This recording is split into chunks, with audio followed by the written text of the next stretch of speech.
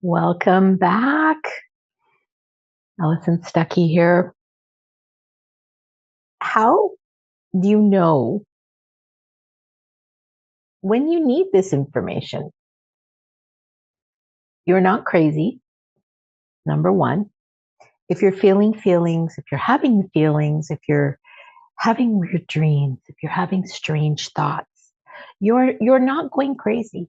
You are expanding, and your angels and your guides and your higher power, whatever that is, whoever that is for you, is downloading information to you. You're not going crazy. You're just expanding.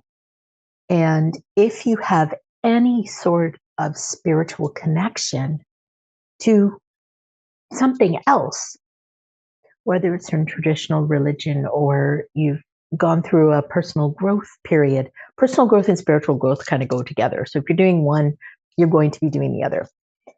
So if you've experienced anything like that, or you just have more questions than answers, if you're curious about stuff that just doesn't quite make sense, it's okay.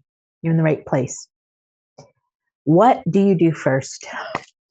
Well, going within and really getting comfortable with those feelings is the best thing to do. Sit quietly, meditate, do something in nature where you are alone by yourself and you can have this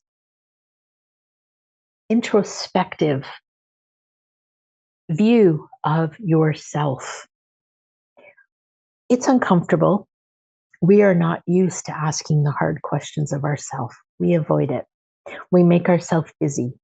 We're so busy doing, we're not busy being. We're human beings. You're not being when you're busy and throwing all these things around that are distracting you from what your true self wants you to do. So when these downloads, when this information comes to you, it's expanding you. It's showing you, hey, poke, poke, poke. Pay attention to this. If you don't, it's going to get stronger and stronger and stronger and stronger till you actually do pay attention. And it's a beautiful thing when you do. But really sit with your emotions, sit with what you're feeling. How does that make you feel? Whatever is making you uncomfortable, whatever is making you ask the questions, whatever is bubbling up, percolating in you is what you need to address first. That's your first clue. Whatever the questions are about, whatever keeps coming into your mind repeatedly, whatever you keep seeing over and over and over again, whether it's a name or a number or a thought or a feeling or a person or a situation, whatever that is, they're throwing it at you consistently and constantly until you get it. Number one thing in this whole process, this whole embracing your true self, is listen to what's coming in, because there's always, always, always stuff coming in. If you haven't already watched it, go back to the Claire's episode so that you can understand how you might be receiving this information, because we all gather this information differently.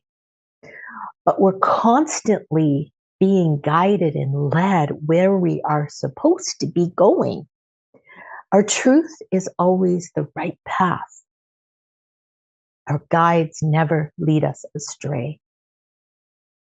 The other stuff that interferes and our monkey brain that leads us astray. So listen. Number one, listen. Go in, be quiet. If that's listening to music, meditation music, not crazy music, meditation music that gets you in the zone. I am a massive fan of solfeggio frequencies. I'll put a link. Well, you'll see the name in the comments. You can find them on the streaming services. I know they were on Spotify. There's also many, many, many things on YouTube. And you can actually put in solfeggio frequencies, true self, and a ton of things will pop up with the right frequency to connect in, which is the best thing you can do for yourself, especially as a human on this planet right now. We are being led to expand. We are being led to move forward. We are being led to be better. Be better. If you do one thing every day that makes you a tiny little bit better, you're going to be better than you were yesterday, and even better than you were 2 days ago. Strive to do even just one little thing. Fill your bucket with things that make you better. And when you go in and connect in and listen to those feelings, what's the feeling? How am I feeling? Is there something that activated that feeling? Is there something that triggered that feeling? I like the word activation over trigger. Is there something that has been repeating for you that you need to listen to? We're constantly being shown the path. We just have to tune in. So if there's something that is repeating over and over and over and over again, or something that's bubbling up, or something that's been percolating, or a feeling, a niggling feeling, something you keep tuning into, that's the first clue of what you have to work on.